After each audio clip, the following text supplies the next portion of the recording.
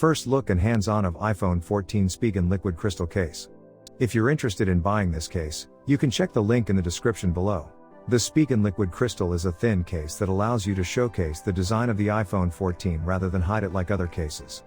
It's not as thin as a skin but is much thinner than most Spigen and OtterBox cases.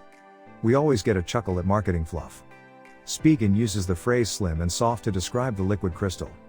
We can see the slim portion of the liquid crystal but soft? Maybe they mean flexible? The case is quite flexible, which may be an issue for dust and debris. The liquid crystal doesn't show excessive wear tear as there is a slight pattern in the case that breaks up some of the fingerprinting issues. The liquid crystal will wear a bit better than other clear back cases like the Crystal Shell and Ultra Hybrid. For our Spigen liquid crystal review, we've given this iPhone 14 case a score of 3.2 out of 5.